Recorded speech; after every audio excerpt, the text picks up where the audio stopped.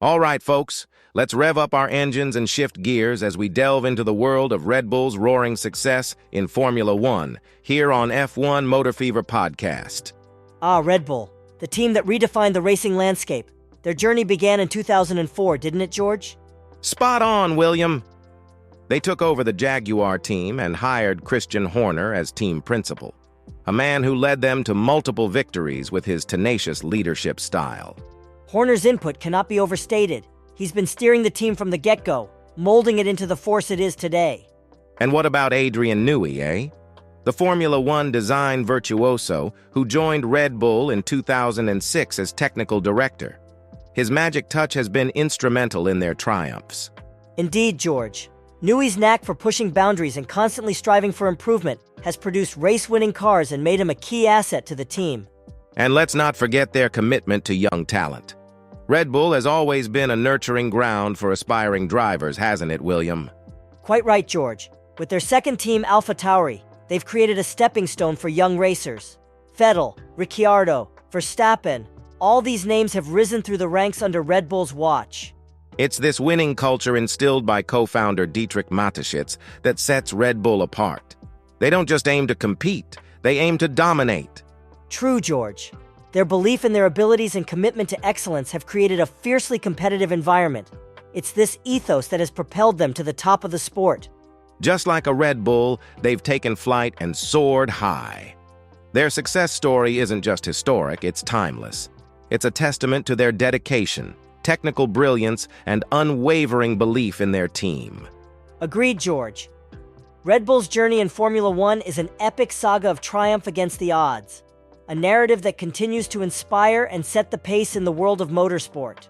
Hello there, fast friends. I'm George, your usual Thursday morning host here on F1 Motor Fever Podcast. Usually you'd be tuning in to Enzo Watts, but on special Thursdays like today, you get me and my brilliant commentator mate, William. Pleasure to be here, George. Looking forward to sharing some knowledge bombs and a few laughs along the way. That's what we're here for.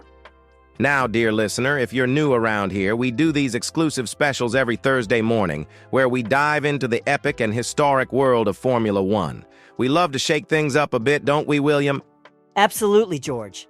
There's nothing quite like a good old deep dive into F1 history to get the adrenaline pumping bright and early on a Thursday morning. You said it, mate. So if you're a fan of Formula One, or even if you're just curious about it, do subscribe to our channel, activate those notifications, drop us a comment or two, and share our podcast with your mates and family. It really does help keep us on air and our cylinders firing.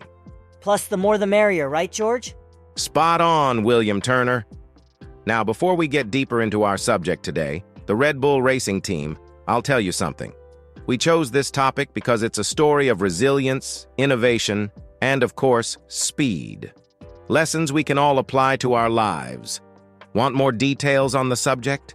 Stick with us. Can't wait to get stuck into it, George. Same here, William. So without further ado, let's go full throttle.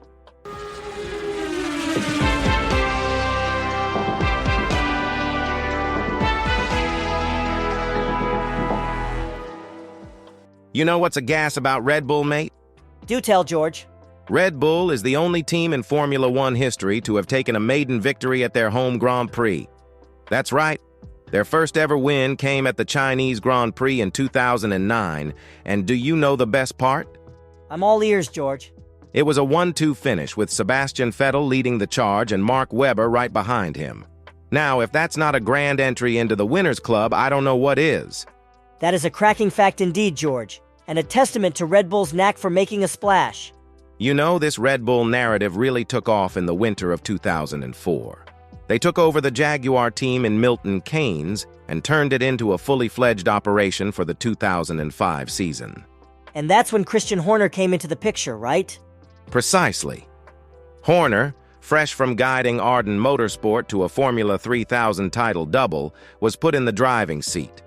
He was only 31 years old at the time, making him the youngest team boss in F1.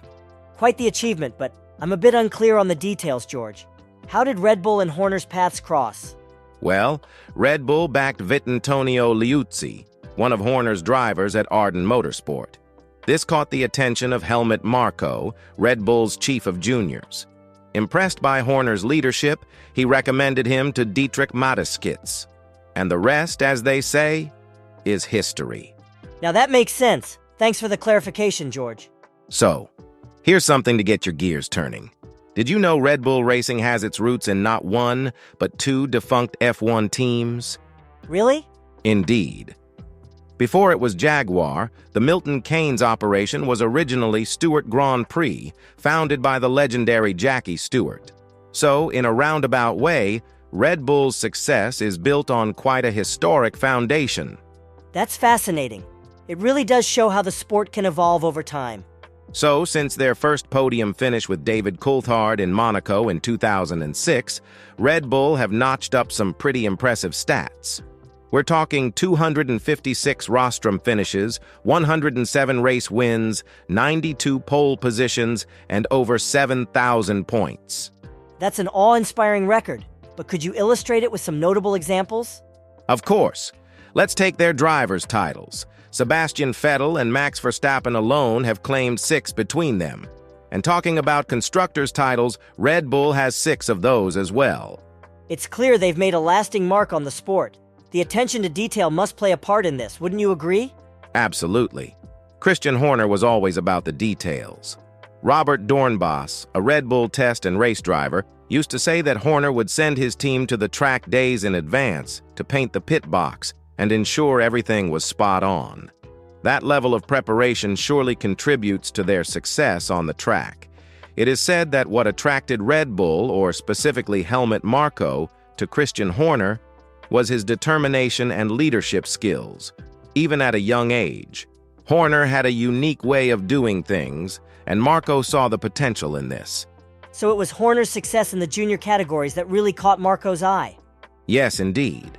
Horner's Arden team secured both Formula 3000 championship titles in 2004, which was a significant achievement. And that's when Vitantonio Liuzzi comes into the picture, right? Yes. Liuzzi won the driver's crown with Horner as his team principal. He played a pivotal role in the nascent stages of Red Bull's F1 journey, giving Marko a lot of positive feedback about Horner. Liuzzi has often spoken about Horner's aptitude for leadership and his ability to construct a successful team. You know, Mark Webber said something interesting about Christian's leadership. He mentioned that Christian's own experience in the cockpit gave him a unique perspective while managing the team. It's funny because I had a similar experience when I transitioned from being a radio presenter to hosting this podcast. I think having been in the listener's shoes gives me a different understanding of what our audience wants to hear. So are you saying you're on par with Christian Horner? Well, not exactly. I don't think I'm quite at the level of running a championship-winning Formula One team. I should hope not, or we'd have to start calling you boss. No need for that. I'm pretty happy just being your fellow podcast host. Fair enough, I didn't mean to ruffle any feathers. Christian Klein, another Red Bull test and race driver, really admires Christian Horner's development over the years. It's fascinating that Horner was actually younger than Klein when he took over as team principal, and that too of a huge F1 team with over 500 people. That's an extraordinary responsibility to shoulder at such a young age. Indeed. Klein was particularly impressed by Horner's approachability and understanding, which likely stems from his own racing experience. Through good days and difficult years, Horner's leadership has remained constant and successful. It's a testament to his skills as a leader and his relentless determination. Absolutely. And Klein is not alone in this sentiment. David Coulthard also credits a share of Red Bull's success to Horner. It seems his influence and leadership have been instrumental in building Red Bull into the formidable team it is today. One of the pivotal moments in Red Bull's history was undoubtedly when they signed F1 design guru Adrian Newey as their technical director in 2006. Ah, yes. Newey had a successful stint with Williams and McLaren teams through the 90s, didn't he? Absolutely. And it's said that his arrival at Red Bull led to a reshaping of their technical department and a gradual climb up the pecking order in the years that followed. They achieved their first victory and 1-2 finish in China in 2009 with Vettel and Webber. That was the start of their domination, wasn't it? Yes. And following that, they embarked on a sensational run of 4 successive drivers and constructors doubles from 2010 to 2013. I never really thought about it from that angle. It's a good point to ponder, how just one key signing can turn the tides for an entire team. True, and the team's continued success, even through multiple regulation changes, is a testament to Newey's technical brilliance and the leadership of people like Christian Horner. David Coulthard provides an interesting insight into Christian Horner's vision for Red Bull. He talks about how Horner initiated the conversation about bringing Adrian Newey on board. That must have been quite a crucial conversation. Yes, it was. Coulthard recalls their first meeting with Adrian at the Bluebird Cafe, where the process began that ultimately led to Newey joining the team. So it was Horner's foresight that set things in motion. Exactly. Coulthard was so impressed with Horner's vision of assembling the best team for the battles in the coming years. You know, it's interesting to hear how these decisions and visions come to life, isn't it? Indeed, it certainly puts things into perspective about the importance of strategic planning in Formula One. Robert Dornbos had quite a vivid impression of Adrian Newey as well. He goes so far as to call him the Einstein of F1. Quite a compliment. It is. He recounts a testing day when Adrian asked him if it would be possible to drive an F1 car with both feet stacked, brake on the bottom and throttle on top, to make the car sleeker and slicker at the front end. That's an unconventional way of thinking, isn't it? Certainly is. He painted a picture of Newey as a man who thinks in terms of numbers and data, constantly pushing boundaries. He even joked about Newey wanting to replace the driver with a robot, if given a free hand. It's clear that Newey is a man who isn't afraid to challenge conventions and strive for innovation. Indeed, and Mark Webber echoes that sentiment, mentioning how some of Adrian's passing ideas would leave him wondering about the depth of his innovative thinking. Mark Webber further delves into Adrian's distinct way of working, highlighting his relentless pursuit of improvement. That seems to be a running theme with Newey, doesn't it? It is indeed. According to Webber, Adrian's mindset is that yesterday was never good enough, a sentiment that powered them through their early successes. That's a powerful drive to have. Absolutely. And it wasn't just about winning races. Webber recounts how Adrian, even in the face of early successes, was pointing out areas for improvement, like their pit stops. So he was constantly looking for ways to optimize every aspect of the team's performance. Yes, and Webber admires that quality in him. He calls Adrian the technical spine of the whole department and appreciates his humility and his ability to listen. And let's not forget, all of this is coming from someone who shared the front line with Newey. It's a fascinating insight. It certainly is. It's clear that Adrian's approach and mentality have been monumental in shaping Red Bull's journey in Formula One. Just before we dive back in, I wanted to take a quick sidebar, folks. If you're enjoying the content, could you do us a favor and hit that like button? And if you haven't already, do subscribe to F1 Motor Fever Podcast. It really helps us keep producing this top-tier free content. And don't forget to share it with your mates. We have new episodes every day at 3 p.m. and 7 p.m. sharp. And for the real racing enthusiasts, we have special episodes on race weekends. Plus, every Thursday morning, we break down an epic topic in an extended special episode. Couldn't have said it better myself. Your support is vital to keeping this podcast running. Now let's get back to the fascinating world of Formula One. Now, let's take a look at Adrian Newey's title-winning F1 cars. Quite the repertoire, wouldn't you say? Indeed.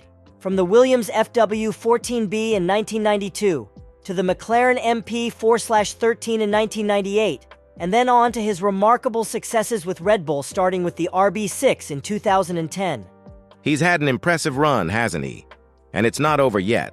The current season is still in progress, and we're seeing some strong performances from the Red Bull RB19. Yes, my uncle used to say, a strong team is a blend of experience and innovation, and that seems to fit Adrian's trajectory perfectly. That's quite a fitting quote. Christian Klein mentions that it was a milestone for Red Bull to bring Adrian on board. Looking back, it's clear that bringing Adrian on board signaled a shift in Red Bull's approach. No longer just the party team, they were serious about their ambitions. It's reminiscent, in a way, of a recent event where a new player joined a local football team and their whole dynamic changed. Funny you should mention that. I observed something similar when my local cricket team brought in a seasoned bowler. It changed the way the team was perceived, and their performance improved notably. Exactly. It's that effect of a single key individual that can really galvanize a team. And speaking of teams, let's talk about Red Bull's role in driver development. They've been backing young motorsport talent even before their full-time entry into F1. Right. They started by supporting Austrian drivers like Clinched, Patrick Friesacher, and Bernhard Auwinger. Then they formed the Red Bull Junior team to compete in Formula 3000 between 1999 and 2003. And their dedicated effort in nurturing talent continues to date. They scout and support drivers, offering them a chance to prove themselves in various junior categories. Red Bull's driver development program has certainly churned out some big names: Vettel, Ricciardo, and Verstappen, to name a few.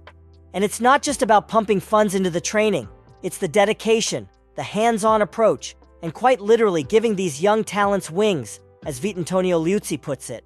Absolutely. Though it's also worth noting that the journey to becoming an F1 driver takes an enormous amount of time, effort, and economic resources. And Red Bull's support has been instrumental in helping many drivers make it to F1. Yes, and as Liuzzi mentioned, sometimes the decision-making can be quite rough, especially from Dr. Marco. But then again, this is a hugely competitive sport, and the stakes are high. Couldn't agree more. Blimey, it really makes you realize how incredible the world of Formula One is, doesn't it? So many emotions, so much competitiveness, so much adrenaline. It's absolutely mind-boggling. Now, I'm curious about our lovely audience. What do you make of all this? Are you as awestruck by the behind-the-scenes of Formula One as I am? Don't forget to ping us with your thoughts. And while you're at it, don't forget to hit that like button if you're enjoying the content. Shall we carry on? It's clear that Red Bull's driver development program isn't a walk in the park. Helmut Marko, as we all know, is a tough man, and his approach leans towards finding that one special driver every decade, like Vettel or Verstappen. Yes, and while some may see this as a rather harsh approach, it is undeniably effective. After all, every driver who signs up knows what they're getting into, and they surely understand the high level of competitiveness in this sport. No doubt about that. But I have to admit, it does worry me a bit.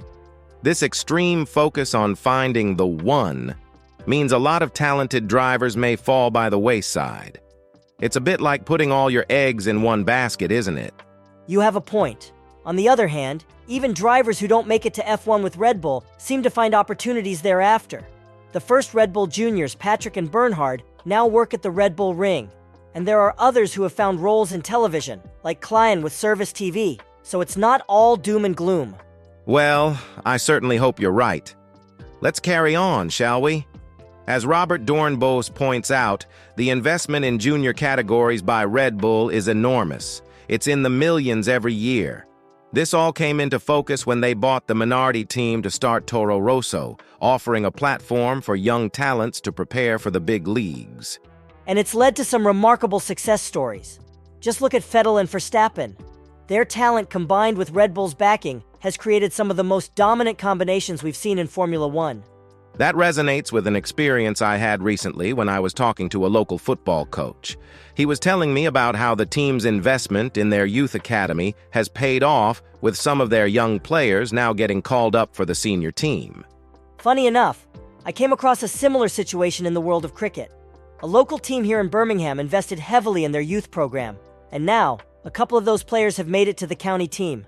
It just goes to show, doesn't it?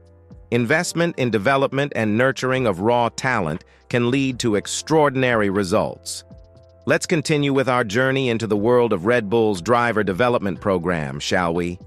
Dietrich Mateschitz, Red Bull's late co-founder and owner, truly had a winning culture. His passion for the sport and business acumen played a huge role in transforming Red Bull from a midfield runner to a world champion team. So just to be clear, Red Bull wasn't a top-tier team from the get-go? Hey, my dear friend. You sound like you've just tuned into the world of Formula One. But no, Red Bull wasn't always the titan they are today. They started small and worked their way up, just like any other team. Hey, there might be listeners who are new to F1. It's not a dumb question if it helps someone learn. Fair enough. But keep those questions in check, will you? I wouldn't want our loyal listeners switching to another channel out of boredom. Oh, come on. Even the most obvious information can be interesting. Let's just press on, shall we? Vitantonio Liuzzi's words encapsulate the Red Bull ethos quite perfectly. Everything they do it to be the number one. Mateschitz was truly a unique figure, a man whose presence was felt by everyone in the room. His death was a massive loss, not just for Red Bull, but for the entire Formula One world. It's quite moving to hear about how Mateschitz was always there for his athletes. It reminds me of my own childhood coach. He wasn't a wealthy business tycoon, but he had a similar dedication to his students. He'd always instill in us the drive to be the best, irrespective of the circumstances. That's a lovely memory. It goes to show that a winning mentality can be nurtured at any level. Whether it's a local sports coach or a billionaire owner of a Formula One team, the dedication to their athletes is what truly shines through. Indeed. It's all about bringing out the best in people, isn't it? Let's move on. Building a culture of loyalty and competitiveness, as David Coulthard shares, is a distinct aspect of Red Bull. This culture encourages people not just to be a part of it, but to grow within it. It's not just about assembling a team of the best people. It's about creating an environment where they can give their best. It's fascinating how they've been able to streamline operations in such a way that it feels like a big Formula 3 team, as Mark Webber puts it. I'm reminded of a local rugby club here in Birmingham. Despite having grown substantially over the years, they've managed to maintain the camaraderie and agility of a local club. That's a great point. Similarly, I recently visited a startup in Manchester. Despite their rapid growth, they've managed to keep that small company vibe, ensuring everyone feels involved and valued. It's all about maintaining the culture, isn't it? Absolutely. Culture is such a powerful tool. It can inspire loyalty and drive performance. Let's delve a bit more into the culture of Red Bull and how it has influenced their success in Formula One. It's really all about the belief, isn't it? Every single person who's had a long-time role within the team, including the drivers, they all share a firm belief in the team's capacity to thrive. From the financial side, they've always had the opportunity to go for it if it made sense. Completely agree. The quick decision-making, the lack of corporate red tape, the working climate, all this contributes to the Red Bull spirit. It's more or less been a top team for quite some time. The stability and leadership has also played a crucial role in their success. Blimey! It really makes you think how incredible the world of Formula One is, doesn't it? So many emotions, so much competitiveness, so much adrenaline. It's absolutely bonkers. What do you all think, my lovely audience? Are you enjoying the content?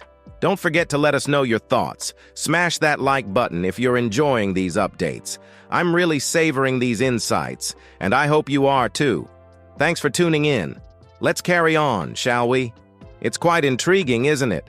As a Red Bull athlete, wherever you travel around the world for different marketing activities, you always encounter the same philosophy and attitude. It's as if Mateschitz handpicked them all himself. That's certainly one way of maintaining the culture of a team, no matter where they are in the world. Now, looking ahead, Red Bull are set for more celebrations at next weekend's Qatar Grand Prix. Verstappen has a clear chance to become the Drivers' World Champion for the third season in a row. That would be something, wouldn't it? Joining a list of legendary names on such a tally, it would also mark a second successive double title-winning campaign for Red Bull. They've remarkably won all but one of this year's 16 races to date and 25 of the last 27, including the 2022 campaign. Absolutely. It's been an era of success for Red Bull. As we've discussed, there are several key pillars that have contributed to this success, and it's fascinating to see how they continue to build upon them. But for now, we'll have to wait and see what the future brings for them. Let's continue with the podcast. Thanks for tuning in to F1 Motor Fever Podcast today. We've had a cracking time discussing the culture, philosophy, and success of Red Bull in Formula One. Your company has made it all the more enjoyable. Don't forget to subscribe and hit that notification bell so you won't miss any of our future episodes. Every click counts, and it really helps us continue to bring you these engaging discussions. Absolutely, spread the word. Chat about the podcast at your local pub, share it on social media, or even bring it up at the dinner table. It's all about keeping the conversation on Formula One alive and kicking. And if you enjoyed today's episode, drop a comment and let us know. We always love to hear from you. And to our good friend Enzo, you're going to love this episode, mate. Make sure to give it a listen. Now we're already excited about the next episode, and we know you will be too. But for now, we'll leave you with this. Pedal to the metal. Keep your gaze on the road. Our channel's content is pure gold. Thanks again for tuning in, folks. See you next time on F1 Motor Fever Podcast.